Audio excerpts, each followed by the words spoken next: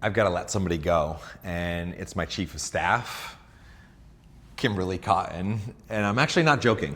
We are parting ways, and we're about to do something very unconventional that maybe no partnership like this has ever done, especially publicly. And so I'm going to let Kim just kind of like walk us through this flow.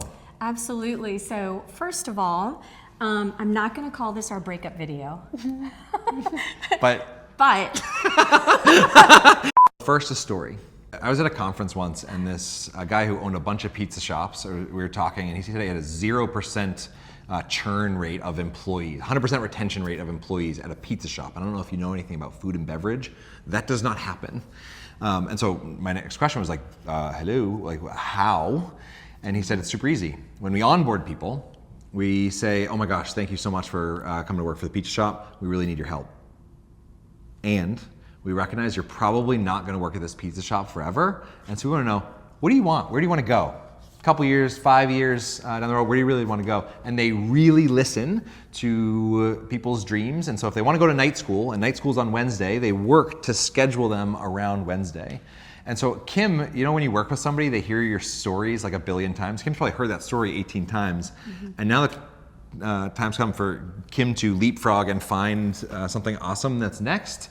And I was like, well, shoot, I think we're gonna be the pizza shop today. And so the intention of this video is for me to say, the most epic chief of staff transformative partner that I've ever had is now looking for her next opportunity, etc. 100%. How's that for a freaking testimonial? I love this. Very true. Did you get that? You love to answer questions. I'd like to think I like to ask them too, but yeah, okay, sure. He loves to answer. So the guy who wrote Ask Powerful Questions also loves to answer. So with that being said, my first question for you is, what was the one question, you might recognize this, folks, what was the one question that struck you the most, and what was so important about it? We were trying to figure out what goes on the back of the deck of cards, and you just asked me like, what is really the point of this deck of cards? And it like immediately I was like, the point is to make a tool that makes the future feel as easy as cracking open a fortune cookie and like finding the right answer. And so on the back, 60 ingredients that make the future as easy as cracking open a fortune cookie. I know is going to make a difference in the world, and you just like launch the question out. That's awesome. Yay, you got the answer right. No, I'm just kidding. I was hoping you would talk about that because it was so significant. It was so significant at the time. So as we wind down our time together, I do have another question for you, and this is a really good one, or at least I think so. If there's one piece of advice or insight that you would want me to carry forward from our work together, what would it be? Your phrasing and your superpower and gift is lead with curiosity. Your way of being proactive is, I'm not sure what's going to be required for the summit, so I'm going to ask Chad, what do we need to communicate to people 2 months before the summit?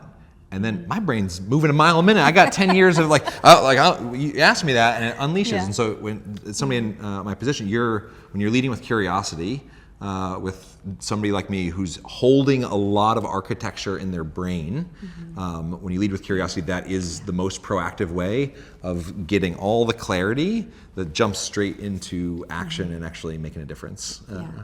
Yeah, so keep leading with curiosity. Okay. And if you're in an interview and they don't like that you're asking questions, kick them in the shins and roll. Okay, I'll remember that. I'll remember that. I hope that we're leading by example for other companies to really truly recognize that offboarding or compassionate offboarding doesn't have to feel transactional and icky and abrupt, but it is an opportunity to celebrate the wins and celebrate. It's a time for reflection, which we've been doing in this entire conversation, but also just recognizing that we both are better for the experience and just recognizing the value that we've brought into each other's lives. And so, yeah.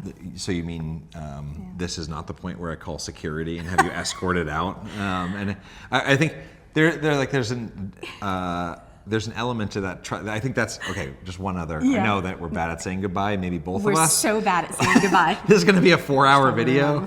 Lock in. It's going to be a podcast. We're going to just keep going. The call to action for me, and part of the intent of the video, is one, to model and teach compassionate offboarding, but the other one, if it hasn't been abundantly clear, is Kim's info and stuff is below. Just to be clear, like if you choose to click open your resume, or Kim's resume, and choose to interview her, like, beast. Like really, really phenomenal at what you do. Thank you. All right. Okay. That's it. Call to action. Have an awesome day. See you. you. We're compassionately offboarding this video.